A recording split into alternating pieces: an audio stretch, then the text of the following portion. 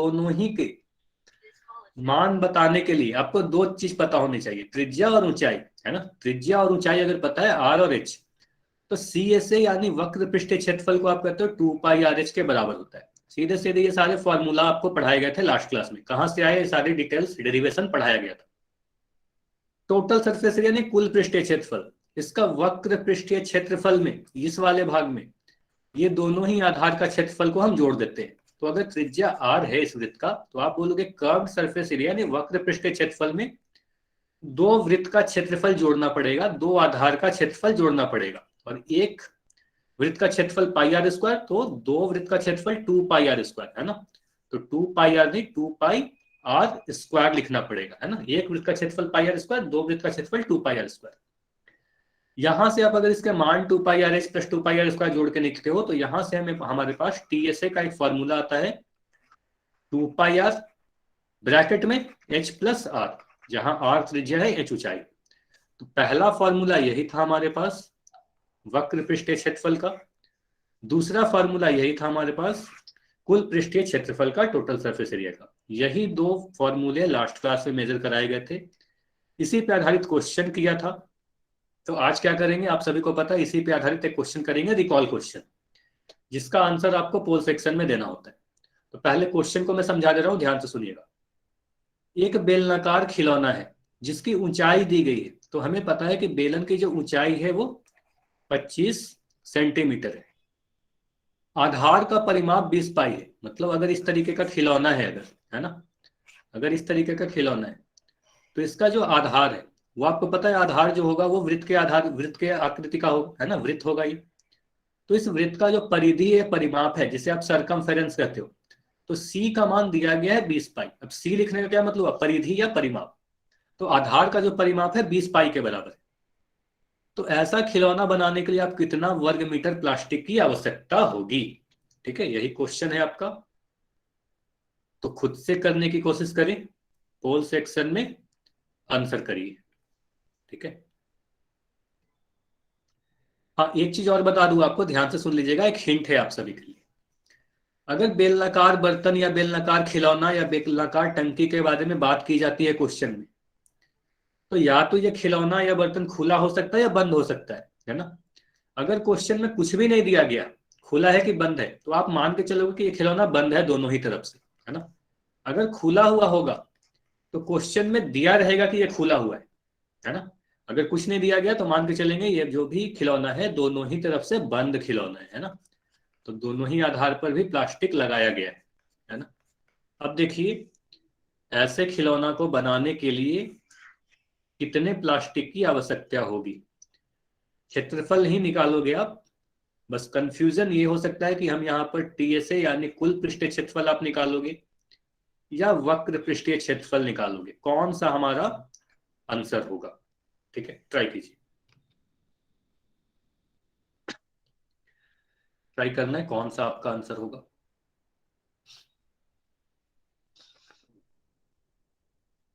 ऊंचाई दिया गया है, आप बोलोगे वक्र पृष्ठीय क्षेत्रफल निकालना रहे चाहे कुल पृष्ठीय क्षेत्रफल निकालना रहे, सबसे पहले तो हमें त्रिज्या चाहिए। ऊंचाई तो पता है, त्रिज्या भी आपको पता होना पड़ेगा। त्रिज्या पता होगा तभी तो आप बता पाओगे। त्रिज्या तो क्वेश्चन में नहीं दिया गया है, तो सोचो त्रिज्या कहां से आएगा, त्रिज्या आप कैसे पता करोगे।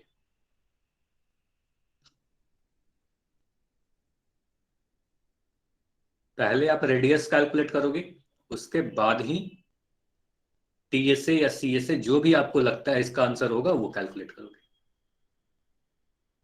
ये ध्यान दीजिएगा कि बेलनाकार खिलौना बंद है, दोनों ही तरफ से ये बंद है।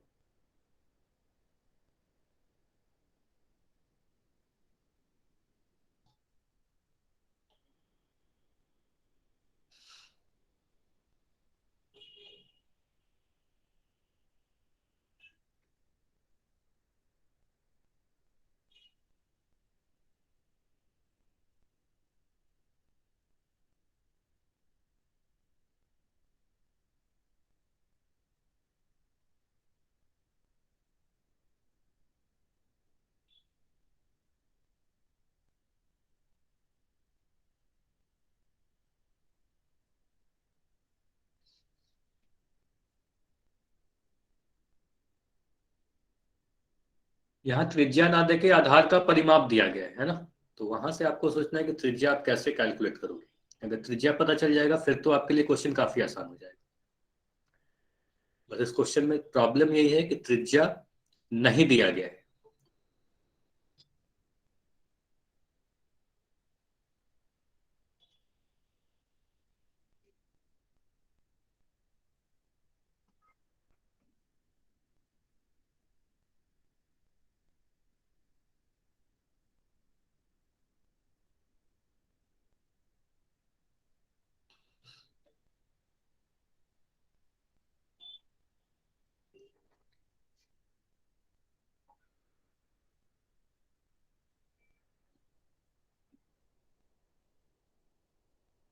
सर मुझे ये क्वेश्चन समझ ही नहीं आ रहा। ठीक है, आप ट्राई करो, जो भी आपको समझ में आ रहा है आप ट्राई करने की कोशिश करो, फिर मैं समझाऊंगा तो समझ में आ जाएगा। ठीक है, क्योंकि सर इसमें रेडियस दिया ही नहीं है। हाँ वही तो क्वेश्चन है, प्रॉब्लम यही तो, रेडियस नहीं दिया हुआ है। तो आप सोचो रेडियस नहीं दिया है तो कैसे कैलकुलेट करोगी। परिमाप तो दिया गया है ना, परिधि दी गई है, तो सोचो परिधि अगर दिया है तो आप त्रिज्या कैसे कैलकुलेट करते हो। आपको काफी पहले जब वृत्त पढ़ाया जा रहा था तो वहां पर क्वेश्चन कराया गया था कि वृत्त की परिधि अगर दी गई है या परिमाप दिया गया है तो आप त्रिज्या कैलकुलेट कर सकते हो, है ना। तो वहां से आप ट्राई करो, रेडियस कैलकुलेट करो, फिर जाके आंसर करना है। ठीक है सर सर पेरीमीटर से रेडियस कैसे कर सकते हैं? ठीक है, आप फॉर्मूला मैं बता दे रहा हूं एक बार। ठीक है, फॉर्मूला ओके याद सर। रखिए। वृत्त की परिधि का क्या फॉर्मूला होता है। वृत्त, अच्छा सुनो, वृत्त की परिधि को ही वृत्त का परिमाप कहते हैं। ठीक है, अब वृत्त का परिधि या परिमाप का फॉर्मूला आपको पता है 2 पाई आर, है ना। तो 2 पाई आर का ही मान दे रखा है 20 पाई, है ना। तो यहां से आप रेडियस कैलकुलेट करो, उसके बाद सोल्व होगा। ठीक है, ओके। चलिए अब तो क्वेश्चन काफी आसान हो गया।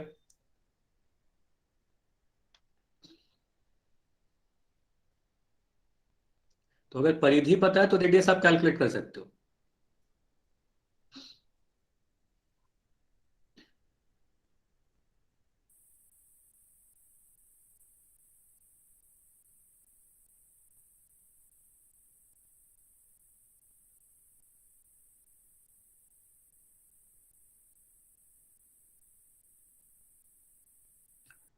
चलिए अब जल्दी से आंसर करना है। 20 सेकेंड्स और रुकेंगे, फिर पोल को एंड किया जाएगा। ठीक है, उसके बाद मैं सोल्व करूंगा, तब आप बताइएगा समझ में आया नहीं, ना। 20 सेकेंड्स और रुक रहे हैं।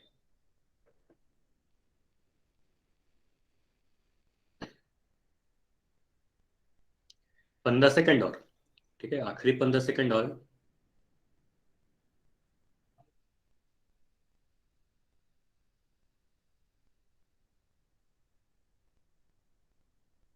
10 सेकेंड्स, आखिरी 10 सेकेंड और है।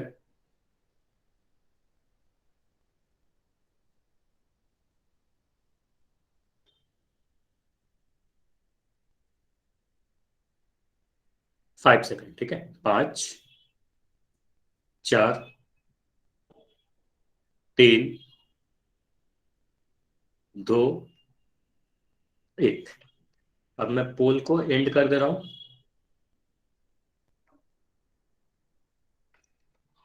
अब देखिए, ठीक है, इस क्वेश्चन में सारी चीज दी गई है लेकिन छुपा के दिया गया है ना। देखो सबसे पहले तो आप बोलोगे सर किसी भी बेलन का या तो टोटल सरफेस एरिया, ये तो पहले बाद में डिसाइड करेंगे कि टोटल सरफेस एरिया निकाल ले या कर्व सरफेस एरिया निकाल ले, है ना। पूर्ण निकाले, वक्र पृष्ठीय क्षेत्रफल या कुल पृष्ठीय क्षेत्रफल। पहले ये देखते हैं क्या क्या दिया गया है। तो सबसे पहले आपको दिखा, ऊंचाई दिया गया 25 सेंटीमीटर, यहां लिख लिया। मान लेते हैं ये जो भी बेलन है, ये सारी चीजों को मैं मिटा दूं। ठीक है, ये जो भी बेलनाकार खिलौना है इसकी त्रिज्या मान लेते हैं अगर आर के बराबर रही होगी, है ना।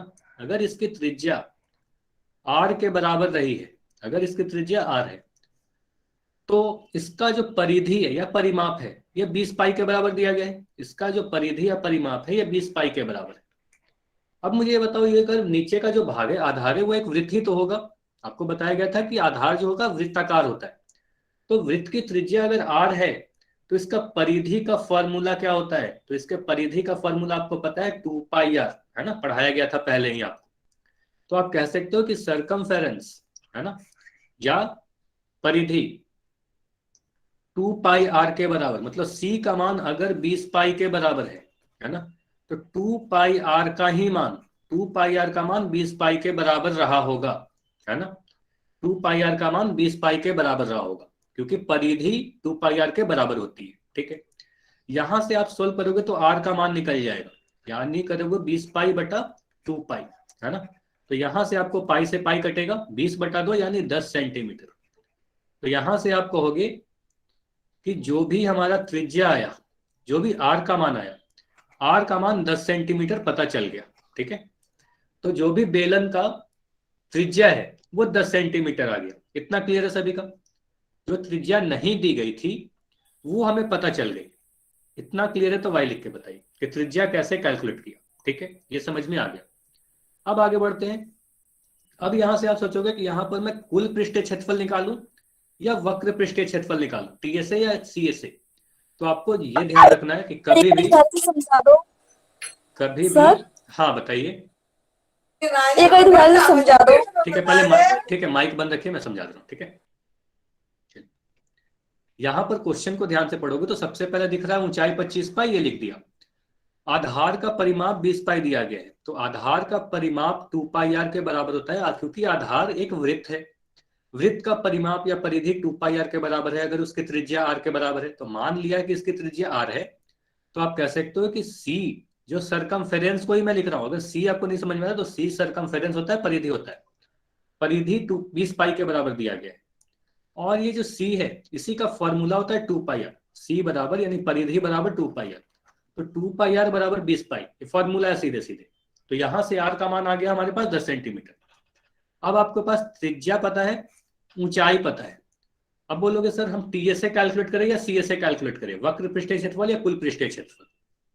तो जब भी आपको कुछ भी नहीं बोला जाए क्वेश्चन में, तो आप मान के चलो कि ये जो बेलनाकार खिलौना है ये बंद खिलौना है ना, इधर से भी लगा हुआ है प्लास्टिक और यहाँ भी प्लास्टिक लगा हुआ है। तो जब दोनों ही आधार में प्लास्टिक लगा हुआ है और ये वक्र भाग में भी प्लास्टिक लगा हुआ है, तो आप टीएसए कैलकुलेट करोगे, यानी कुल पृष्ठीय क्षेत्रफल कैलकुलेट करोगे।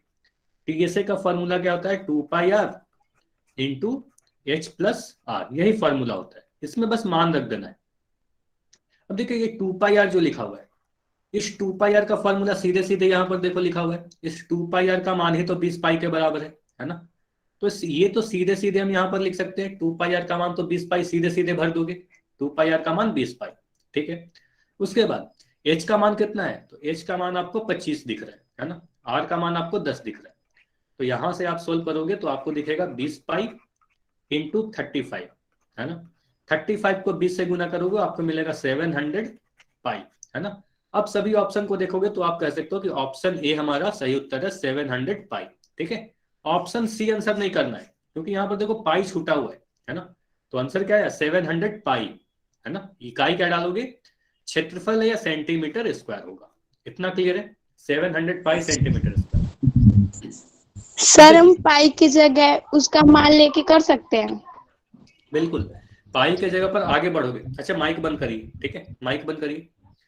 यहाँ पर तो इतना तो समझ में आ गया कि 700π आंसर आ गया। ठीक है, यहाँ पर आपका यही डाउट उठ सकता है कि सर अगर पाई का मान डाल दे तो। पाई का मान डालोगे, अगर आपके सब्जेक्टिव एग्जाम में क्वेश्चन आपके एग्जाम में आया, पाई का मान डाल दोगे, आंसर ले आओगे तो बिल्कुल सही होगा, कुछ भी गलती नहीं होगा। आप ऐसे भी कर सकते हो, इसके आगे सोल्व करोगे तो 700 लिखोगे, पाई का मान 22/7 रखोगे, ये 700 से 7 को काटोगे तो यहाँ पर 100 आएगा, और ये आपका आंसर आ जाएगा 2200 सेंटीमीटर स्क्वायर। तो यह वाला मान 2200 सेंटीमीटर स्क्वायर 700π के ही बराबर है ना। तो या तो ये आंसर छोड़ो या ये आंसर छोड़ो, दोनों ही सेम है। ठीक है, सर मेरा यही आंसर आया था अभी, पर इसमें ऑप्शन ही नहीं था। वो कौन सा? 2200 ना आंसर आया था, बट इसमें ऑप्शन नहीं था।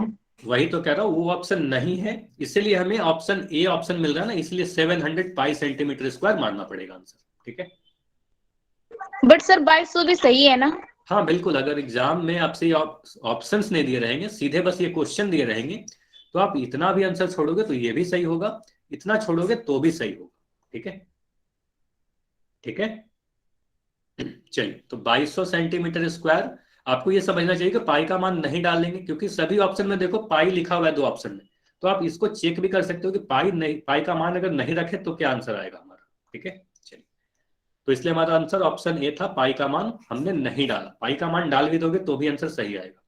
ठीक है, चलिए, तो ये तो समझ में आ गया। अब आगे बढ़ते हैं अपने अगले टॉपिक की तरफ। ठीक है, तो आज हमें एक नया टॉपिक पढ़ना है, वॉल्यूम, जिसे आयतन कहते हैं। अब याद करो, जब भी आपको लंबाई के बारे में पढ़ाई गई थी तो आपको बताया गया कि लंबाई क्या होता है, लंबाई की इकाइयां क्या होती है, लंबाई की इकाइयों को एक इकाई से दूसरी इकाई में कन्वर्ट कैसे करते हैं। फिर आप क्षेत्रफल आपने पढ़ा, क्षेत्रफल की इकाइयों को पढ़ा, क्षेत्रफल की इकाइयों को कन्वर्जन करने के लिए सीखा। तो उसी तरीके से आज हम लोग पढ़ेंगे आयतन क्या होता है, वॉल्यूम क्या होता है।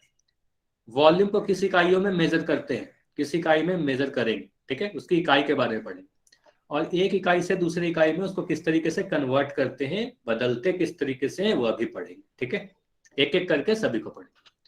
तो पहले ये समझिए कि वॉल्यूम आखिर में होता क्या है। ये ध्यान से सुनिएगा, कई बार आपको ये बोला गया ठोस वस्तु, तो जब भी आपको मेंसुरेशन में 3D पढ़ाया जा रहा था, त्रिविमीय आकृति पढ़ाई जा रही थी, तो आपको हर बार यही बोला गया कि जितने भी 3D आकृति होंगे, ठीक है, इसको 2 तरीके से आपको डिफाइन किया गया था ना, लंबाई चौड़ाई ऊंचाई होगी, 3 विमा होगी। हर बार आपको यह बोला गया था कि कोई भी आकृति अगर हवा में कुछ स्थान घेरती है तो उसे हम त्रिविमीय आकृति कहते हैं, और जितने भी त्रिविमीय आकृति होते हैं सभी को हम ठोस आकृति कहते हैं। ठीक है, सभी को ठोस आकृति कहते हैं, यानी सॉलिड शेप कहते हैं। ठीक है, तो जितने भी त्रिविमीय आकृति होंगे, जितने भी 3D शेप होंगे, उन्हीं को ठोस आकृति कहते हैं। कोई भी ठोस वस्तु यानी कोई भी 3D वस्तु, त्रिविमीय आकृति, जितना भी स्थान घेरती है हवा में, है ना, जितना भी हवा में स्थान घेरती है, उसी स्थान के मेजरमेंट को, उसी के माप को उस वस्तु का आयतन कहते हैं, है ना। अच्छा, सत्येंद्र के नाम से जो बच्चे, अपना माइक बंद कर दो प्लीज। ठीक है, चलिए, तो कोई भी ठोस वस्तु, कोई भी 3D ऑब्जेक्ट जितना भी हवा में स्थान घेरती है, उसी स्थान के मेजरमेंट को उस वस्तु का आयतन कहेंगे।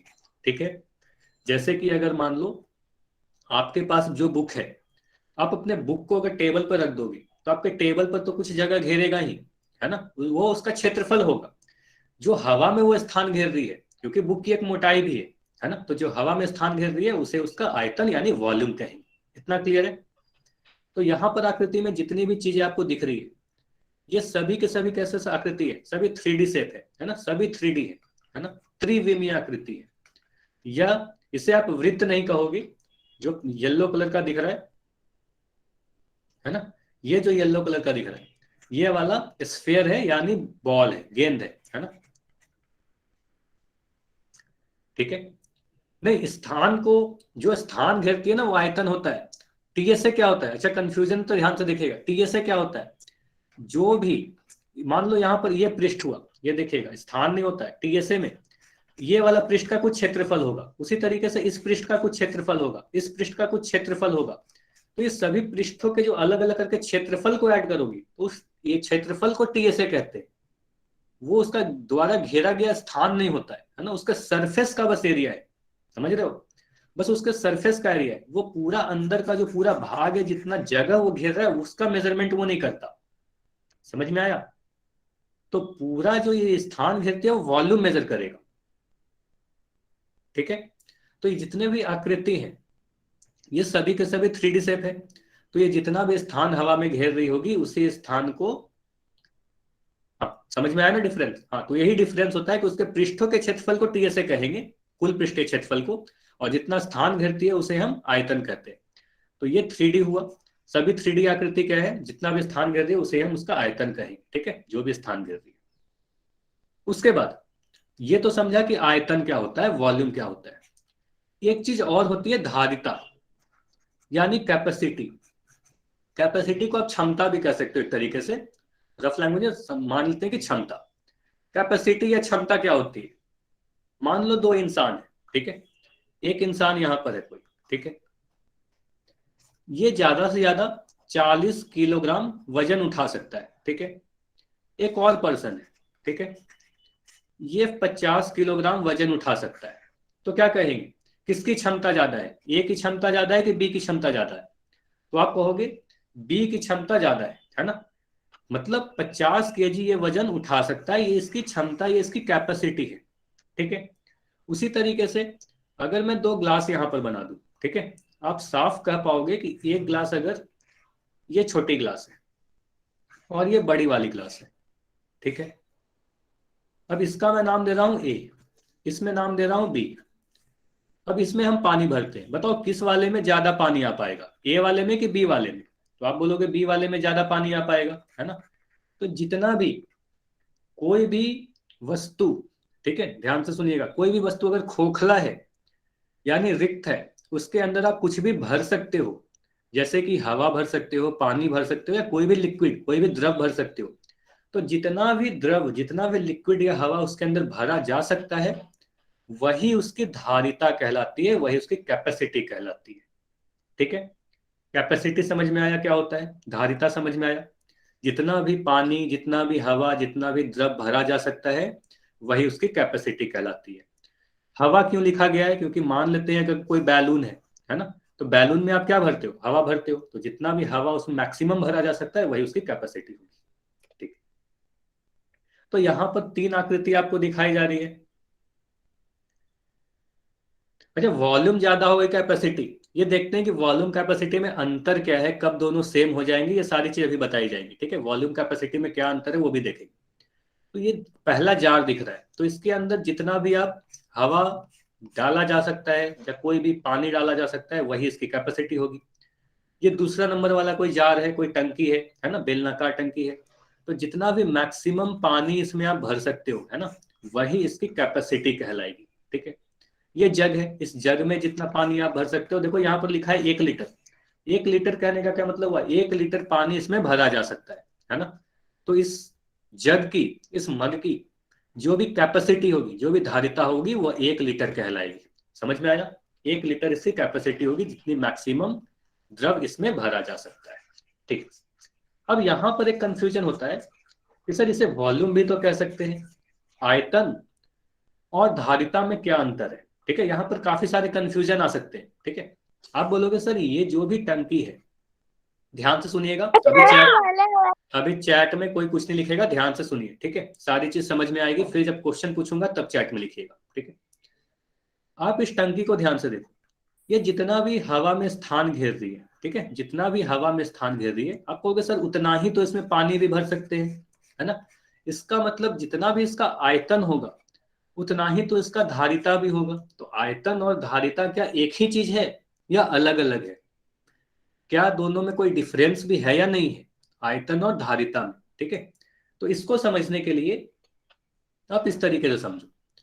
मान लो जो भी ग्लास आप अपने घर में यूज करते हो, है ना, इस तरीके का ग्लास होता है, ठीक है। ये ग्लास है जो आप यूज करते हो, किस चीज का बना होता है, ये स्टील का बना हुआ है ना। अब स्टील की जो मोटाई है वो काफी कम है ना, बहुत पतली सी स्टील की बनी हुई होती है। तो आप कह सकते हो ये जितना भी स्थान हवा में घेर रही है ना। अगर ऐसा केस है, 2 केस होती है यहाँ पर, ध्यान से समझिएगा। जितना भी ये हवा में स्थान घेर रहा होगा ये ग्लास, उतना ही इसमें पानी भी आ पाएगा, ठीक है। तो ऐसे केस में जो इसकी धारिता होती है ना, वही इसका आयतन हो जाता है, ठीक है, वही इसका आयतन हो जाता है। बर्तन का जो आयतन होगा वही उसका धारिता भी हो जाएगा, जब काफी पतले स्टील की बनी हुई होगी, अब काफी पतले चीज की बनी हुई होगी। लेकिन आप मार्केट में कभी जूस पिए होगी, है ना, जा रहे हो गन्ना का जूस आपने लिया, ठीक है। उसके ग्लास को अगर आप ध्यान से देखोगे तो वो ग्लास कुछ इस तरीके का होता है ना। मान लो अगर ग्लास कुछ इस तरीके का है, उसकी एक मोटाई है ग्लास की, शीशे का ग्लास है, इस तरीके का ग्लास बना रहेगा, और नीचे की तरफ भी देखना काफी मोटा शीशे का बना रहेगा, ठीक है। अब अगर इस तरीके का ग्लास है या इस तरीके का कोई भी बर्तन है, ठीक है, अब अगर इसमें आप पानी भरोगे तो क्या इस वाले भाग में पानी आ पाएगा? क्या इस वाले भाग में जो शीशे का बना हुआ है, जहां मैं ब्लू ब्लू डॉट कर रहा हूं, इसमें तो पानी नहीं आ पाएगा। तो इसकी धारिता क्या होगी?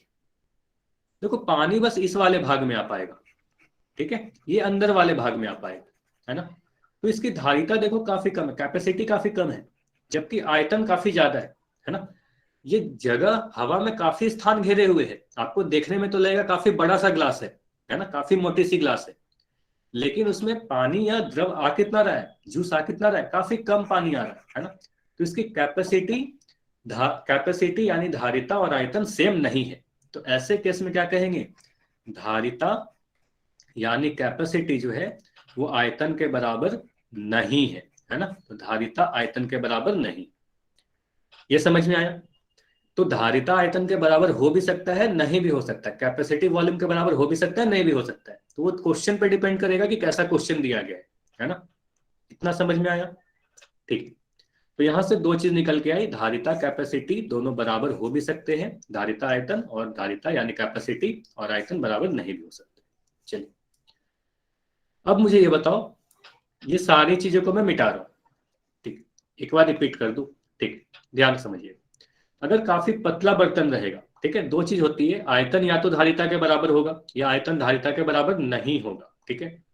अगर इस तरीके का बर्तन रहेगा जहां पर काफी पतली स्टील की बनी हुई, काफी पतली चादर की बनी हुई है, तो उस केस में जितना ये हवा में स्थान घेरता है उतना ही इसमें पानी भी आ सकता है, इसलिए धारिता और आयतन सेम हो जाती है। अगर कोई मोटे शीशे का या कोई मोटे स्टील का बना हुआ है, ठीक है, तो उस केस में अगर मोटे स्टील का बर्तन बना हुआ है तो हम कह सकते हैं कि देखो इसमें पानी तो बहुत कम आएगा, है ना, काफी कम जगह पर पानी आएगा, मतलब कैपेसिटी धारिता तो काफी कम है, लेकिन आयतन इसकी काफी ज्यादा है, दिखने में काफी बड़ा सा लग रहा है, ठीक है, काफी बड़ा सा लग रहा है। अच्छा निकालेंगे कैसे हो तो बाद में देखेंगे ना, वो निकालेंगे कैसे बाद में देखेंगे, ठीक है। तो आयतन ज्यादा है, धारिता इसका कम है, ठीक है। चलिए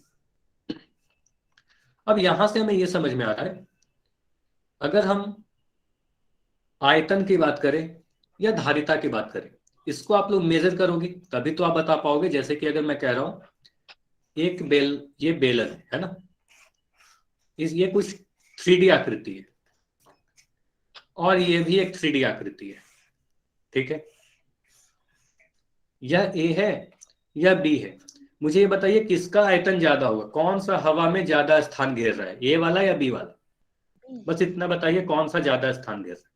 आप बोलोगे सर साफ दिख रहा है कि बी वाला ज्यादा स्थान घेर रहा है, बी।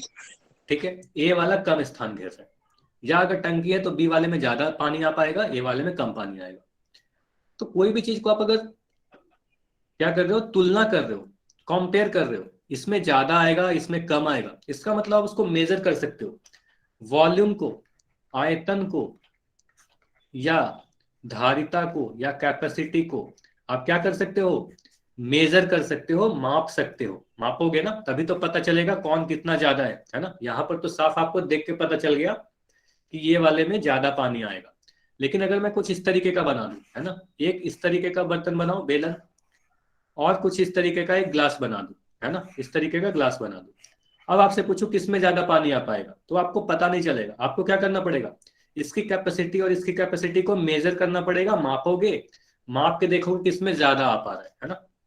तो उस केस के लिए क्या करना पड़ेगा, आपको मेजर करना पड़ेगा। अब मेजर करोगे यानी मापोगे तो आपको एक इकाई की जरूरत पड़ती है। कोई भी चीज को आप अगर मापते हो, मेजर करते हो, तो एक यूनिट यानी एक इकाई की जरूरत पड़ती है। जैसे कि अगर लंबाई को मेजर कर रहा था तो लंबाई को मेजर करने के लिए आपको बताया गया कि सेंटीमीटर, मीटर, किलोमीटर इत्यादि में मेजर करेंगे। क्षेत्रफल को मेजर करने के लिए आपको इकाई की जरूरत पड़ी, सेंटीमीटर स्क्वायर, मीटर स्क्वायर इत्यादि, है ना। अब वजन को मेजर करते हो, कोई चीज कितना भारी है तो उसके लिए आपको इकाई चाहिए, किलोग्राम, ग्राम, है ना। तो आप किसी भी चीज को अगर मेजर करते हो तो हमेशा आपको एक इकाई चाहिए, एक यूनिट चाहिए, तभी आप मेजर कर पाओगे। तो अगर हम आयतन को या धारिता को मेजर करना चाहें तो कौन से इकाई में मेजर करेंगे, यूनिट क्या होगा उसका, है ना। तो यूनिट के लिए ध्यान रखिएगा। अगर मैं आपको लंबाई के बारे में बात करूं, हाँ बताइए क्या डाउट है, ठीक है। सर अगर फर्स्ट वाले जो आपने वो बनाया था सर, हाँ ये, अगर सर फर्स्ट वाले में वॉल्यूम ज्यादा हुआ और सर सेकंड में कैपेसिटी, तो सर ज्यादा कौन सा होगा? वॉल्यूम को वॉल्यूम से कंपेयर करेंगे, कैपेसिटी को कैपेसिटी से कंपेयर करेंगे। जब क्वेश्चन में दिया जाएगा कि वॉल्यूम कंपेयर कीजिए तो वॉल्यूम कंपेयर करेंगे, जब क्वेश्चन में दिया जाएगा कैपेसिटी कंपेयर कीजिए तो कैपेसिटी कंपेयर करेंगे, ठीक है। दो अलग अलग क्वांटिटी को एक साथ नहीं कंपेयर करेंगे ना, ठीक है। अब देखिए यहां पर अगर बोला जा रहा है, याद कीजिए जब भी आपको लंबाई पढ़ाई जा रही थी, ये सारी चीजों को अभी नहीं देखना है, जो मैं यहाँ पे लिख रहा हूँ उसको देखिए। जब भी आपको लंबाई पढ़ाई जा रही थी, तो लंबाई के लिए क्या क्या इकाइयां थी? आप बोलोगे किलोमीटर, उससे छोटा इकाई मीटर, उससे छोटा इकाई सेंटीमीटर, उससे छोटा इकाई मिलीमीटर। इसके अलावा भी काफी सारी इकाइयां थी, जैसे डेसीमीटर हो गई, हेक्टोमीटर हो गई, ये सारी बताई गई थी, लेकिन ज्यादातर यही काम आती है, तो इन्हीं की बातें करेंगे। ठीक है, उसके बाद आप जब क्षेत्रफल पढ़ रहे थे, है ना, जब क्षेत्रफल पढ़ाया गया, तब आपको बताया गया क्षेत्रफल को वर्ग इकाई के साथ लिखते हैं, है ना, यानी kilometre square, metre square, centimetre square और मिलीमीटर स्क्वायर। फिर से मिलीमीटर स्क्वायर सबसे छोटा इकाई, किलोमीटर सबसे बड़ा इकाई, है ना। ज्यादातर आपको कौन सा यूज आया था? मीटर स्क्वायर, सेंटीमीटर स्क्वायर और मिलीमीटर स्क्वायर, है ना, यही तीन ज्यादा यूज आते हैं। उसके बाद सर इनको स्क्वायर कहते हैं या क्यूब कहते हैं? इसको स्क्वायर कहते हैं, वर्ग कहते हैं, किलोमीटर स्क्वायर, मीटर स्क्वायर, है ना। अगर आप आयतन की बात करोगे, है ना, अच्छा। अगर आयतन की बात करोगे, वॉल्यूम की बात करोगे, तो वॉल्यूम हम लोग किलोमीटर क्यूब घन इकाई के साथ लिखते हैं। Kilometre cube, metre cube, centimetre cube और मिलीमीटर क्यूब, यानी घन इकाई, है ना। तो आयतन के लिए क्या इकाई आएगा? Kilometre cube, metre cube, centimetre cube, millimetre cube. तो जब भी आप वॉल्यूम को मेजर करते हो तो क्यूबिक यूनिट में मेजर करते हो, घन इकाई में मेजर करते हो। तो वही चीज यहाँ लिख रखा है कि आयतन का मान सदैव घन मात्रक यानी क्यूबिक यूनिट के साथ लिखा जाता है। तो ये ध्यान रखिएगा, कभी भी आपसे वॉल्यूम पूछा जाए, अगर आपका आंसर 100 आ रहा है तो 100 के बाद आप या तो सेंटीमीटर क्यूब लिखोगे, 100 के बाद आप मीटर क्यूब लिखोगे, इस तरीके का आपका आंसर आएगा। डिपेंड करेगा क्वेश्चन में क्या क्या चीज दी गई है। ठीक है, क्वेश्चन में जिस तरीके का दिया रहेगा उसके अकॉर्डिंग हम लोग आंसर करेंगे। ठीक है, अब देखिए ये तो आपको दिख रहा होगा कि यहां पर लिखा गया है सेंटीमीटर क्यूब, यहां पर आपको दिख रहा है मिलीमीटर क्यूब, लेकिन यहां पर दो इकाई देखो, एक मिलीलीटर लिखा हुआ है, एक लीटर लिखा हुआ है। एमएल लिखने का क्या मतलब होता है? मिलीलीटर। ठीक है, एल लिखने का मतलब लीटर। ठीक है, अब मिलीलीटर और लीटर क्या है? ये धारिता यानी कैपेसिटी को मेजर करते हैं। अब अभी आपको बताया गया था कि कुछ केसेस में वॉल्यूम और धारिता एक ही हो जाती है ना, वॉल्यूम और धारिता एक ही हो जाती है, कैपेसिटी और वॉल्यूम सेम हो जाती है। तो कभी कभी ऐसा होगा कि सेंटीमीटर क्यूब को आपको मिलीमीटर में, लीटर में या मिलीलीटर में कन्वर्ट करने के लिए बोला जाएगा, है ना। तो ये सारे कन्वर्जन आपको अभी सीखने हैं। ठीक है, किस तरीके से हम लोग कन्वर्ट करते हैं। जैसे कि अगर आपने कभी मार्केट से दूध लाने जाते हो, मिल्क लाने जाओगे, तो आप क्या बोलोगे? 1 सेंटीमीटर क्यूब दीजिए या 1 लीटर मिल्क दीजिए, क्या बोलोगे? आप कहते हो 1 लीटर दूध दीजिए, है ना, 1 लीटर या 5 मिलीलीटर, इस तरीके से सुनते होगे। तो कोई भी लिक्विड को मेजर करने के लिए वो लीटर या मिलीलीटर का यूज करते हैं ज्यादातर। हालांकि उसको सेंटीमीटर क्यूब में मेजर किया जा सकता है, क्योंकि वॉल्यूम और धारिता एक जैसे ही टर्म्स है ना। तो हम लोग देखेंगे किस तरीके से एक इकाई को दूसरी इकाई में कैसे कन्वर्ट करते हैं। ठीक है, चलिए, तो आयतन की कुछ इकाइयां क्या क्या है? तो यही आपको बताया गया अभी कि कोई भी आयतन की इकाइयों को घन के साथ लिखिएगा, घन मिलीमीटर, घन सेंटीमीटर, घन मीटर, यानी millimetre cube, centimetre cube, millimetre cube. ऊपर से नीचे की तरफ जा रहे हो तो इकाई बड़ी होते जा रही है। मिलीमीटर की सबसे छोटा इकाई, किलोमीटर में नहीं ले सकते। किलोमीटर में आप मिल को कैसे लोगे? किलोमीटर तो लंबाई को मेजर करते हैं ना, किलोमीटर में कैसे मेजर कर सकते हो? किलोमीटर तो लंबाई को मेजर करती है। ठीक है, किलो लीटर में ले सकते हो, है ना। देखो किलो लीटर लिखा गया है ना, तो किलो लीटर का ज्यादातर आपको कोई यूज नहीं आएगा क्लास 9th के कैलकुलेशन में, है ना। मिलीलीटर में यूज आएगा, है ना, मिलीलीटर का यूज करेंगे, लीटर का यूज करेंगे ज्यादातर हम लोग। ठीक है, ऐसे किलो लीटर भी होता है। हाँ बताइए। सर क्यूब नहीं लगेगा क्या? Millilitre cube, litre cube? नहीं, यही ध्यान रखिए। आप खुद सोचो कि आप अगर मार्केट से मिल्क लाने जाते हो या पेप्सी का बोतल देखते होगे, तो पेप्सी का बोतल पे क्या लिखा रहता है? 2 लीटर लिखा रहता है या 2 लीटर क्यूब लिखा रहता है? कभी आपने ध्यान दिया? 500 ml लिखा रहता है या 500 ml क्यूब लिखा रहता है? ये बताइए। वो सिर्फ ml लिखा रहता सिर्फ है। ml लिखा रहता है। तो यहां से हमें पता चल रहा है जब भी कोई भी लिक्विड का कैपेसिटी मेजर करेंगे तो मिलीलीटर, लीटर में मेजर करेंगे, यहां पर क्यूब नहीं लगाएंगे। ठीक है, ये लिखना गलत हो जाएगा। ठीक है, तो 500 ml, 500 लीटर, किलो लीटर, इस तरीके से लिखेंगे, इस पे क्यूब नहीं लगाइएगा। ठीक है, millimetre cube, centimetre cube, metre cube लगाएंगे। अब इस इकाई से, अब यहाँ पे कंफ्यूजन ये होगा, अच्छा माइक बंद रखना है, ध्यान से सुनिए, ठीक है। अब इस इकाई से इस इकाई में कन्वर्ट कैसे करेंगे, है ना, ये आयतन को धारिता में कन्वर्ट कैसे करेंगे, धारिता को आयतन में कन्वर्ट कैसे करेंगे, यहाँ पर काफी सारे कंफ्यूजन आ रहे होंगे। तो पहले अभी क्या करते हैं, अभी के लिए हम लोग ये सीखते हैं कि आयतन की इकाइयां को यहां से यहां हम लोग कैसे कन्वर्ट करेंगे, सेंटीमीटर क्यूब से मीटर क्यूब कैसे कन्वर्ट करेंगे, है ना, या उल्टा किस तरीके से कन्वर्ट करेंगे। जब ये सीख लेंगे, उसके बाद हम लोग देखेंगे धारिता की इकाई को कैसे कन्वर्ट करेंगे, ठीक है। अच्छा, जिनका भी माइक ऑन है, पहले माइक आपको बंद करना है, ठीक है, माइक हमेशा बंद रखना है आपको, ठीक है। चलिए, तो कभी भी धारिता या कैपेसिटी को मेजर कीजिएगा तो मिलीलीटर, लीटर, किलोलीटर मेजर करना है। ये अलग बात है कि मिलीलीटर को हम लोग सेंटीमीटर क्यूब या मीटर क्यूब में बदल दें, ठीक है, बदला जा सकता है, क्योंकि कुछ केसेस में आपको बताया गया धारिता और आयतन सेम ही हो जाती है ना, अगर सेम होंगी तो बदला भी जा सकता है ना, तो बदलने के लिए सीखेंगे। चलिए, सबसे पहले ये देखते हैं कि आयतन की इकाइयों को आप बदलोगे कैसे, इसका रूपांतरण का क्या नियम है, ठीक है। अब पिछली कुछ बातें को याद करना है आपको। जब आपको लंबाई के बारे में पढ़ाया जा रहा था, तो लंबाई में आपको सबसे पहले क्या बोला गया, मिलीमीटर सबसे छोटा इकाई है, मिलीमीटर से बड़ा इकाई कौन सा है, सेंटीमीटर, उससे बड़ा इकाई कौन सा है, मीटर। इसके आगे भी कुछ कुछ इकाइयां थी जो अभी के लिए नहीं लिखा जा रहा, क्योंकि उसकी जरूरत आज नहीं पड़ने वाली, ठीक है। काफी सारी और इकाइयां हैं, जैसे किलोमीटर हो गया, हेक्टोमीटर, डेसीमीटर, वो सभी अभी नहीं लिखते, ठीक है। मिलीमीटर, सेंटीमीटर, मीटर, इतना लिखना। अब अगर आपको याद होगा तो आपको यह बताया गया था कि मीटर से अगर सेंटीमीटर में आपको बदलना हो तो आप 100 से गुना करते हो, है ना, 100 से गुना करते हो। सेंटीमीटर से मिलीमीटर में बदलते हो तो आप 10 से गुना करते हो, है ना। और ये लंबाई की बात कर रहे हैं हम, है ना, अभी आयतन की बात नहीं कर रहे, ये आपको पुरानी बातें याद दिलाई जा रही है, लंबाई की बात कर रहे हैं, ठीक। उसके बाद आपको सिखाया गया था क्षेत्रफल, यानी एरिया। क्षेत्रफल में क्या किया आपने, बोला कि सर इकाई वर्ग हो जाता है ना, जो इसका इकाई है, सेंटीमीटर की जगह सेंटीमीटर स्क्वायर लिखते हैं, मीटर की जगह मीटर स्क्वायर लिखते हैं। इस बार आप 100 से गुना करते थे क्या, मीटर स्क्वायर से सेंटीमीटर स्क्वायर में बदलने के लिए 100 से गुना करोगे क्या, आप बोलोगे No, सर sir. 100 से नहीं गुना करेंगे। अगर इकाई वर्ग हो गया, देखो इकाई अगर वर्ग हो गया तो जो भी नंबर से हम लोग गुना करते हैं उसको भी वर्ग कर देते हैं, है ना। तो इस बार हम लोग 100 के वर्ग से गुना करते हैं। तो 100 का वर्ग कहने का क्या मतलब हुआ, 100 का वर्ग कहने का मतलब 10,000 से गुना कर देंगे, 10,000 से गुना करेंगे। 100 का वर्ग मतलब क्या हुआ, 100 गुना 100, है ना। तो यहाँ पर 4 शून्य आ जाएंगे ना, 4 शून्य आ जाएंगे, है ना। तो 10,000 से गुना करते थे इस बार, ठीक है, इतना समझ में आया।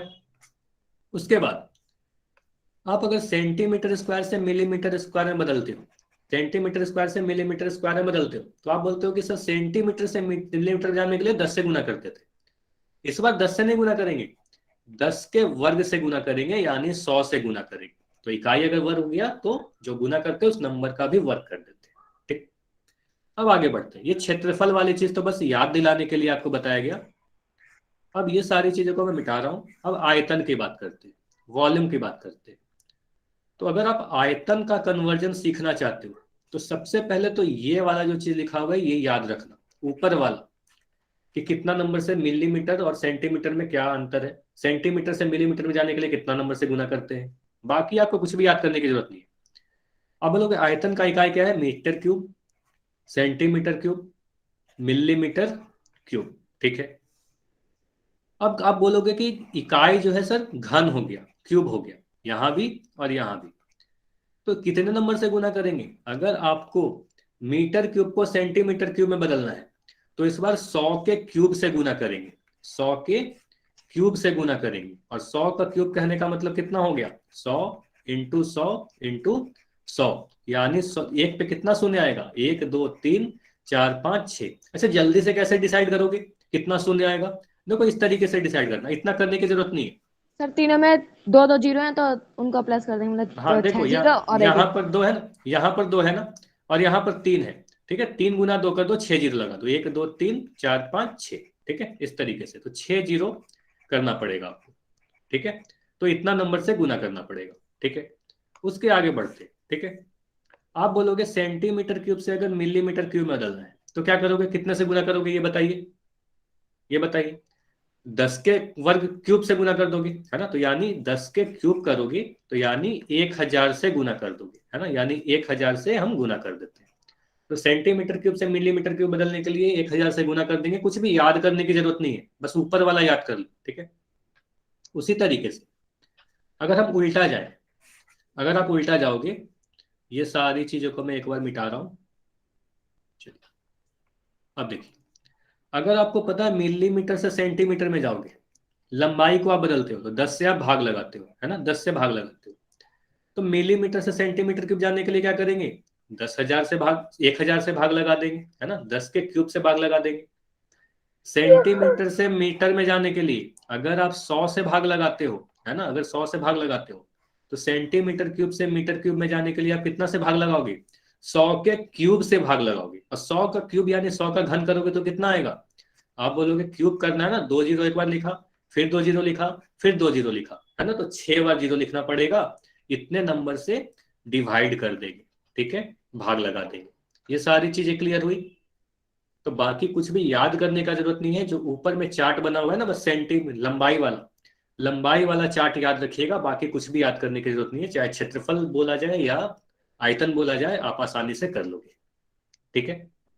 चलिए एक क्वेश्चन मैं आपसे पूछ रहा हूं, आप लोग आंसर दीजिएगा, ठीक है। अगर मैं आपसे बोलूं कि हमारे पास इतना लिखा हुआ है मिलीमीटर क्यूब और इसको बोला जा रहा है सेंटीमीटर क्यूब में बदलिए, आप क्या बोलोगे, आंसर क्या होगा आपका? चैट सेक्शन में आंसर दीजिए, ठीक है, चैट सेक्शन में आंसर देना है, चैट सेक्शन में आंसर देना है। आपको अगर कुछ भी नहीं याद, ठीक है, देखिए इस तरीके से आप कर सकते हो, एग्जाम में इस तरीके से सोल्व कर देना, ठीक है, अगर ऐसा आपको जरूरत पड़े। मिलीमीटर से सेंटीमीटर में जाना है, एकदम जल्दी से आपको करना है। मिलीमीटर छोटा इकाई है, सेंटीमीटर बड़ा इकाई है। लंबाई की अगर बात करोगे, है ना, अगर लंबाई की बात करोगे तो मिलीमीटर से अगर सेंटीमीटर में आपको बदलना होता है तो आप 10 से भाग लगाते हो, ठीक है, 10 से भाग लगाते हो। लेकिन अगर मिलीमीटर क्यूब से सेंटीमीटर क्यूब में बदलना हो तो आप 1000 से भाग लगाओगे, है ना, तो 1000 से आप भाग लगा दोगे। तो जो भी लिखा हुआ है 1 2 3 4 5 शून्य के हो, 1000 से भाग लगाओगे, 3 शून्य कट जाएगा तो आ जाएगा हमारे पास 200 सेंटीमीटर क्यूब, है ना, 200 सेंटीमीटर क्यूब। क्लियर है सभी का? इतना समझ में आया तो बताइए, फिर आगे बढ़ेंगे। वाई है, ठीक है। चलिए अभी और क्वेश्चन करेंगे, फिर और समझ में आ जाएगा, है ना। देखिए जो भी पढ़ाया गया वही चीज यहाँ लिखी रखी है। जो भी चार्ट आपको बताया गया ना, ये चार्ट को याद करने की कोई जरूरत नहीं है, एक बार स्क्रीनशॉट लेना है, इसको समझ लेना है ना। आपको याद बस लंबाई वाला रखना है, कभी भी क्षेत्रफल वाला इसी से निकल जाएगा, आयतन वाला इसी से निकल जाएगा। बस एक ये वाला जो है ये याद रखिएगा, एक नंबर जो है ये वाला याद रखिएगा, ये इंपॉर्टेंट है आपके लिए, ठीक है ना। तो आप 1 सेंटीमीटर क्यूब बराबर 1000 मिलीमीटर क्यूब याद रख सकते हो, ठीक है। अगर नहीं भी याद है तो आप कन्वर्ट कर लोगे आसानी से, ठीक है। बाकी सारे चेक करोगे तो ये आपका आ जाएगा, ठीक है। चलिए अब बात करते हैं धारिता की, कैपेसिटी के कन्वर्जन। अब बोले कुछ केसेस में सर कैपेसिटी और धारिता एक ही जैसी हो जाती है, जो कैपेसिटी होता है वही धारिता हो जाता है, ठीक है। इसका मतलब इकाइयां भी एक जैसी हो जाती होंगी, तो एक इकाई को दूसरी इकाई में बदला जा सकता होगा, है ना। तो यहां से हम कह सकते हैं कुछ बातें डायरेक्ट याद रखिएगा। क्या क्या है? सबसे पहला जो है आपके लिए, पहला ये याद रखिएगा, 1 लीटर 1000 मिलीलीटर के बराबर होता है, यानी 1000 ml के बराबर होता है। लीटर ml ये तो आपने सुना ही होगा, ठीक है, लीटर और ml। कई बार आप लोग सुनते होंगे आधा लीटर, है ना, हाफ लीटर। तो हाफ लीटर में 500 ml होता है। आपके पास जो पेप्सी कोका कोला की जो 500 ml की जो बॉटल्स आती है उसको क्या कहते हैं लोग, ज्यादातर बोल देते हैं आधे लीटर की बोतल है ना। आधे लीटर की बोतल क्यों बोलते हैं? क्योंकि वो 500 ml की है, वो 1000 का आधा है। तो 1000 ml का जब आधा हुआ तो एक का भी आधा हो गया, तो आधा लीटर मतलब 500 ml, है ना। तो ये याद नहीं रखना आपको, याद तो ये वाला रखना है, 1 लीटर बराबर 1000 मिलीलीटर, ठीक है। ये याद हो गया सभी को, 1 लीटर बराबर 1000 मिलीलीटर। 1 लीटर में 1000 ml होते हैं, ठीक है। तो यहां से आप कन्वर्ट कर लीजिएगा। उसके बाद दूसरा आपको ये याद रखना है, दूसरा आप ये याद रखिएगा कि 1 ml और 1 सेंटीमीटर क्यूब ये दोनों बराबर होते हैं। तो यानी यहां से ये समझ में आ रहा है कि ml और सेंटीमीटर क्यूब में कोई अंतर नहीं है, दोनों बिल्कुल एक ही जैसे चीज है। ml लिखो चाहे सेंटीमीटर क्यूब लिखो, दोनों एक ही जैसा है। अगर 1 ml 1 सेंटीमीटर क्यूब के बराबर है तो इसका मतलब 5 ml 5 सेंटीमीटर क्यूब के बराबर हो जाएगा, है ना। 10 ml 10 सेंटीमीटर क्यूब के बराबर हो जाएगा। 500 ml कितने सेंटीमीटर क्यूब के बराबर होगा? 500 सेंटीमीटर क्यूब के बराबर हो जाएगा, है कि नहीं।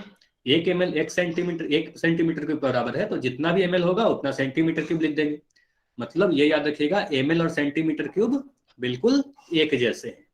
क्लियर है सभी का? इतना समझ में आया? 2 चीजें याद हो गई, ठीक है, ठीक है। उसके बाद अगला चीज आगे बढ़ते हैं, तीसरा नंबर। अब देखिए 1 लीटर अभी आपने कहा 1000 मिलीलीटर के बराबर है। पहला नंबर वाला देखिए, है ना, 1 लीटर 1000 मिलीलीटर के बराबर है। पहला नंबर जो लाल कलर का लिखा हुआ है वही लिख दिया, ठीक है। उसके बाद आपको ये पता है 1 ml 1 सेंटीमीटर क्यूब के बराबर है, तो 1000 ml 1000 सेंटीमीटर क्यूब के बराबर होगा, ठीक है। 1 लीटर अगर 1000 ml के बराबर है तो 1 ml 1 सेंटीमीटर क्यूब के बराबर है, तो 1 ml 1000 ml 1000 सेंटीमीटर क्यूब के बराबर होगा। इतना क्लियर है ना। ये दोनों को मिला के बस लिख दिया। यहां से देखो साफ तो दिख रहा है ना, 1 लीटर, पहले देखो 1 लीटर 1000 ml के बराबर है, ठीक है। अब 1 ml अगर 1 सेंटीमीटर क्यूब के बराबर है तो 2 ml 2 सेंटीमीटर क्यूब के बराबर होगा, तो 1000 ml 1000 सेंटीमीटर क्यूब के बराबर हो जाएगा, है ना। ये समझ में आया?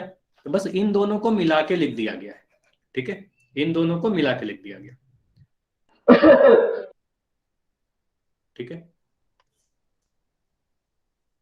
तो तीसरा चीज यहां से ये निकल के आया, तीसरा चीज जो याद करना है आपको, 1 लीटर बराबर 1000 सेंटीमीटर क्यूब, ठीक है। 1 लीटर 1000 सेंटीमीटर क्यूब के बराबर है। इन दोनों को मिला के लिखा गया और कुछ नहीं किया गया। चौथा चीज, जो चौथा कन्वर्जन आपको याद रखना है, और ये वेरी इंपॉर्टेंट है ना, चौथा वाला बहुत काम आएगा आपका। जो भी 1000 लीटर का टैंक आप लोग देखते हो, टंकी जनरली रहता है 1000 लीटर का, है ना।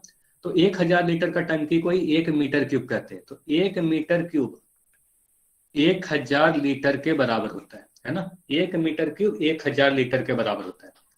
तो यहां से आप कह सकते हो 2 मीटर क्यूब अगर कह दे तो 2000 लीटर के बराबर हो जाएगा, 2000 लीटर के बराबर हो जाएगा। 3 मीटर क्यूब 3000 लीटर के बराबर हो जाएगा, है ना। तो ये 4 कन्वर्जन सीधे सीधे आपको याद रखने हैं। इन्हीं पे आधारित जितने भी क्वेश्चन होगा वो सारे आपसे बन जाएंगे, ठीक है। तो ये 4 कन्वर्जन आपको हमेशा याद रखना है। और ये वाला चौथा नंबर बहुत इंपॉर्टेंट है आपके लिए। 1 मीटर क्यूब 1000 लीटर के बराबर है। 1 लीटर में कितने ml होंगे? 1 लीटर में 1000 ml होंगे। अच्छा मंजू, आप बार बार पूछ रहे हो कि कैसे बराबर होगा, है ना। तो ये कैसे बराबर होगा अगर मैं यहां पर समझाऊं तो आपको समझ में नहीं आएगा कि 1 ml 1 सेंटीमीटर क्यूब के क्यों बराबर है ना। जब हम लोग घन का आयतन पढ़ेंगे ना तो वहां पर आपको समझ में आएगा, घन का आयतन का फॉर्मूला पढ़ोगे, वहां से क्लियर होगा आपका कि 1 मीटर क्यूब को 1000 लीटर क्यों कहते हैं। इस तरीके से अभी के लिए आप ये समझो कि मान लो कोई एक घन की आकृति का कोई टंकी है। घन आपको पता है, जिसमें लंबाई चौड़ाई, कोई ऐसा घन आप जिसकी लंबाई चौड़ाई ऊंचाई बराबर होती है। तो यहां से ये कंसेप्ट होता है कि किसी भी घन की अगर लंबाई 1 मीटर, चौड़ाई 1 मीटर और ऊंचाई भी 1 मीटर है, तो ऐसा टैंक में जितना भी पानी आएगा उस पानी को 1000 लीटर कहते हैं, ठीक है। तो इस तरीके का क्वेश्चन होता है, वो बाद में हम लोग करेंगे, ठीक है, क्यों बराबर होता है। तो यहां से आपको ये सारे क्वेश्चंस ये सारे याद होने चाहिए। 1 litre 1000 ml, 1 ml 1 centimetre cube, 1 litre 1000 centimetre cube और 1 मीटर क्यूब 1000 लीटर, ठीक है। जल्दी से इसको नोट कीजिए, सभी लोग इसको नोट कीजिए, फिर क्वेश्चन करेंगे। अच्छा 3 नंबर में तो सीधे बोला गया ना 1 लीटर 1000 सेंटीमीटर क्यूब। इसमें इस तरीके से किया, 1 लीटर 1000 ml के बराबर हो जाता है। और 1 ml अगर 1 सेंटीमीटर क्यूब के बराबर है तो 1000 ml 1000 सेंटीमीटर क्यूब के बराबर होगा। बस इतना करना था। ठीक है, नोट कर लिया। अब क्वेश्चन करना है आप सभी को।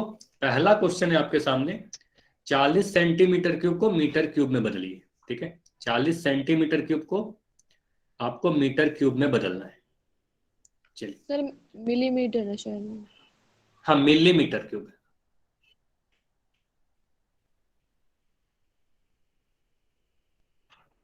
तो कैसे करोगे? देखो, आपको यह पता है कि लंबाई वाला कोई भी कन्वर्जन अगर नहीं याद है तो सीधे सीधे लंबाई वाला तो याद होनी चाहिए, तभी आपसे क्वेश्चन हो पाएगा। तो आपको पता है मिलीमीटर छोटा इकाई होता है, सेंटीमीटर बड़ा इकाई होता है। ठीक है, सेंटीमीटर को मिलीमीटर में बदलने के लिए बोला जा रहा है। ठीक है, आप देखो सेंटीमीटर से मिलीमीटर बदलने के लिए किस नंबर से गुना करते हैं। ठीक है, किस नंबर से गुना करते हैं ये डिसाइड कर लो। तो सेंटीमीटर क्यूब से मिलीमीटर क्यूब में बदलने के लिए किस नंबर से गुना करेंगे, बस इतना आपको अगर समझ गए तो आप आसानी से आंसर कर सकते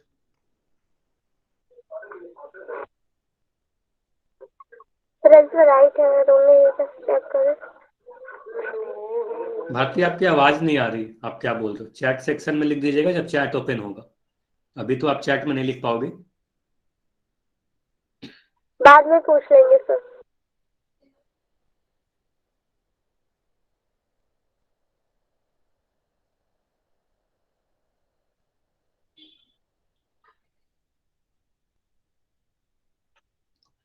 चालीस सेंटीमीटर क्यूब कितने मिलीमीटर क्यूब के बराबर होगा?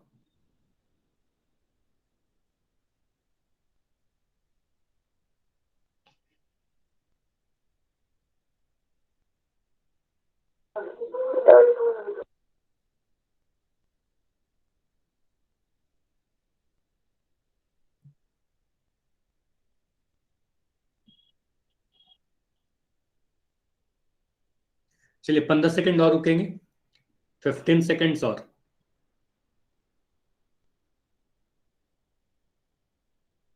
देखिए सेंटीमीटर क्यूब से मिलीमीटर क्यूब में किस तरीके से आप कन्वर्ट करते हो।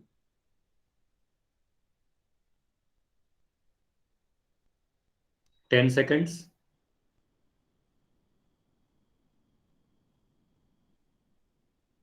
5 सेकंड्स। 5 4 3 2 1। चलिए, अब ध्यान से देखिएगा, अगर कन्वर्जन में कोई भी डाउट है तो क्वेश्चन से क्लियर हो जाएगा, है ना। तो आपको बोला गया 40 सेंटीमीटर क्यूब को मिलीमीटर क्यूब में बदलने के लिए।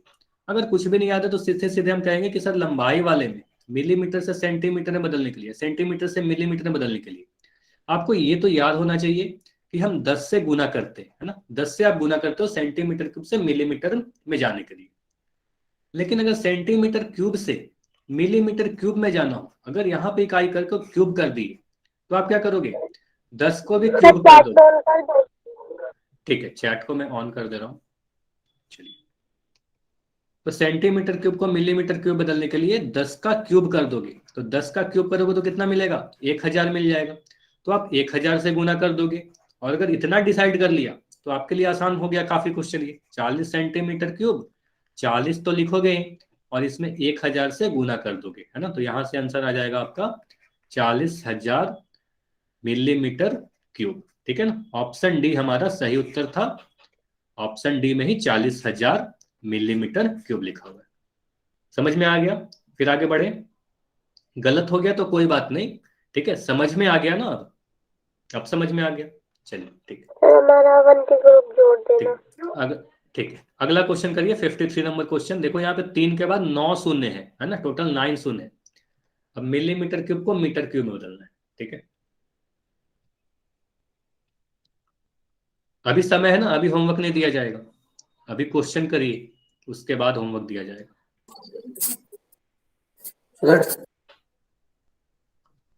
3 के बाद 9 शून्य है, मिलीमीटर क्यूब को मीटर क्यूब में बदलिए।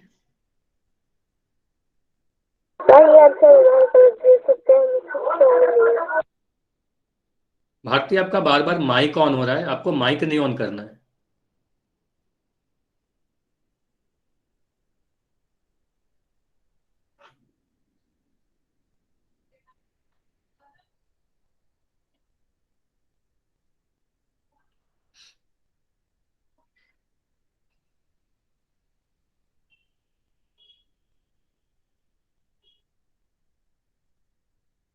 ठीक है, देखिए मिलीमीटर क्यूब को मीटर क्यूब में बदलने के लिए आप किस नंबर से गुना करोगे या भाग दोगे?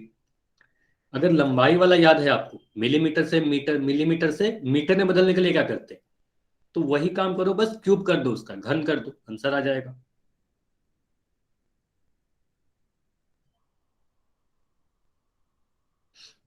देखिए मिलीमीटर से मीटर में बदलने के लिए क्या करते हैं, तो मिलीमीटर क्यूब से मीटर क्यूब में बदलने के लिए क्या करेंगे?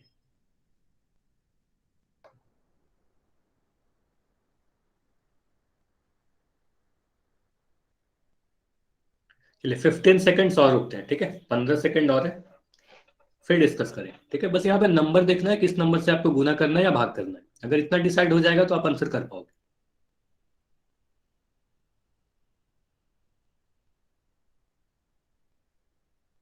10 सेकेंड्स और, ठीक है, लास्ट 10 सेकेंड्स और है।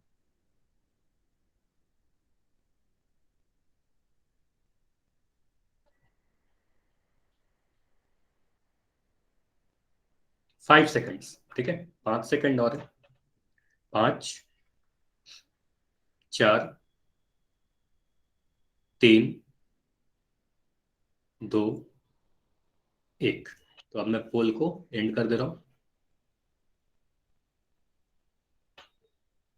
चलिए अब देखते हैं, ठीक है, आपको पता है कि यहां मिलीमीटर क्यूब को मीटर क्यूब बदलना है। अगर कुछ भी नहीं याद है तो सीधे सीधे आप यहाँ पे चार्ट बना लो, मिलीमीटर, सेंटीमीटर, मीटर, है ना। मिलीमीटर से सेंटीमीटर में जाने के लिए आप 10 से भाग लगाते हो, ठीक है। सेंटीमीटर से मीटर में जाने के लिए आप 100 से भाग लगाते हो। और अगर मिलीमीटर से मीटर में जाना हो सीधे, तो हम यहां पर देखो 10 आया फिर 100 आया, मतलब 1000 से भाग लगाएंगे। एक शून्य यहां से, दो शून्य यहां से, 1000 से भाग लगा दिया मिलीमीटर से मीटर में जाने के लिए। लेकिन बात क्या हो जा रही है, मिलीमीटर क्यूब को मीटर क्यूब में बदलने के लिए बात की जा रही है ना। मिलीमीटर क्यूब को मीटर क्यूब बदलना है, तो इस बार 1000 से तो नहीं भाग लगाएंगे, 1000 के क्यूब से भाग लगाएंगे, है ना। 1000 के क्यूब से भाग लगाएंगे, तो 1000 का क्यूब कितना होता है, तो आप डिवाइड करोगे, 1 2 3 4 5 6 7 8 9 शून्य आ जाएंगे, है ना। तो 1000 का क्यूब करोगे तो 9 शून्य आएंगे, इतना पता है। 1000 गुना 1000 गुना 1000 करेंगे तो 9 शून्य आ जाएगा। अब यहां पर भी आप देख रहे हो कि 9 शून्य है ना, तो आपका जो भी आंसर आएगा, 1 2 3 4 5 6 7 8 9, ये 9 शून्य में इस वाले नंबर से गुना भाग दे दोगे, है ना। 1 2 3 4 5 6 7 8 9, तो यहां भी 9 शून्य है, यहां भी 9 शून्य है, ये पूरा कट जाएगा और आंसर आ जाएगा आपके पास सिर्फ 3 मीटर क्यूब। ठीक है, तो इसलिए हमारा आंसर क्या होगा, ऑप्शन नंबर ए हमारा सही उत्तर है। ठीक है, ये क्लियर है सभी को, ये समझ में आया। बस इतना ध्यान रखना है कि मिलीमीटर से मीटर में बदलने के लिए 1000 से भाग लगाते हैं, तो इस बार 1000 का क्यूब से भाग लगा देंगे, बस और कुछ नहीं करना। ठीक है,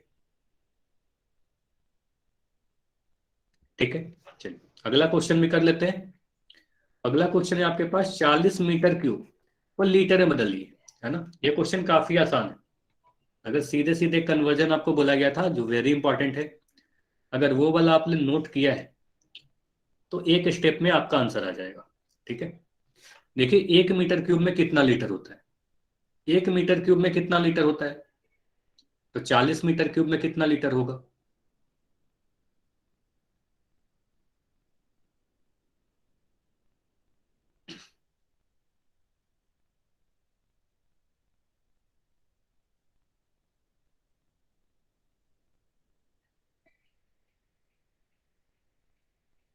1 मीटर क्यूब में देखिए कितना लीटर होता है। अगर 1 मीटर में, मीटर क्यूब और लीटर वाले में संबंध अगर याद है, आपने कॉपी में लिख रखा है, तो काफी जल्दी से आंसर कर पाओगे, है ना। सिर्फ गुना करना है और कुछ नहीं करना।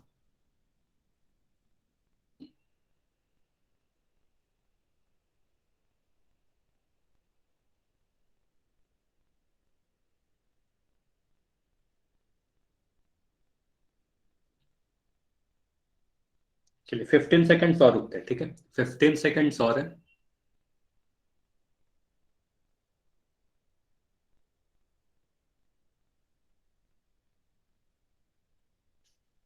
10 सेकेंड्स और, ठीक है, 10 सेकेंड्स और है।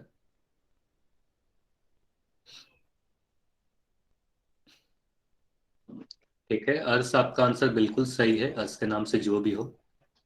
ठीक है, वेरी गुड। चलिए अब एंड करते हैं पुल, ठीक है। 5 4 3 2 1।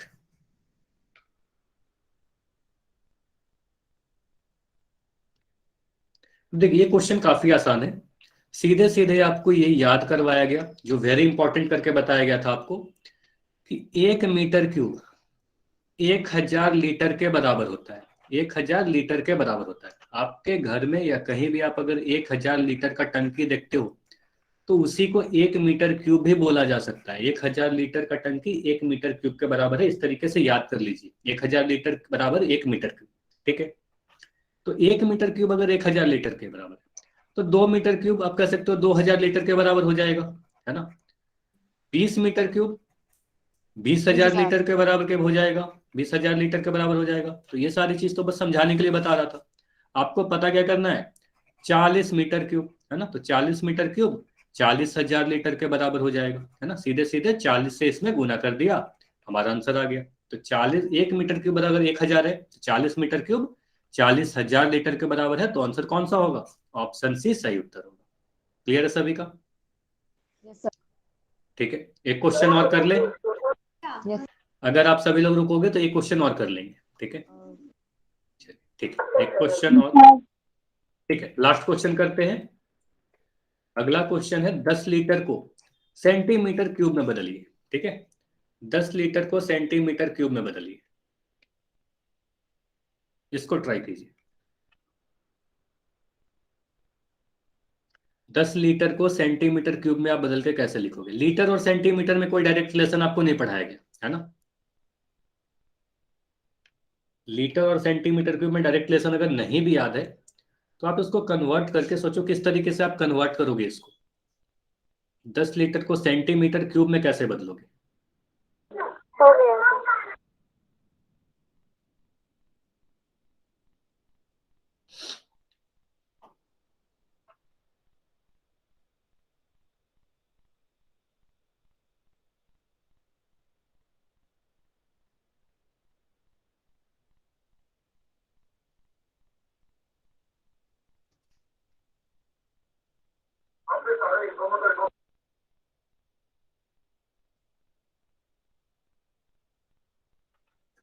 चलिए 20 सेकेंड्स और रुकेंगे, फिर पोल को एंड करेंगे, ठीक है। 20 सेकेंड्स और।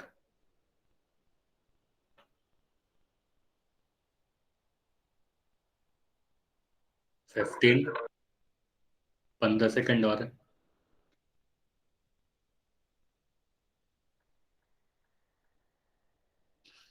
10 सेकेंड्स।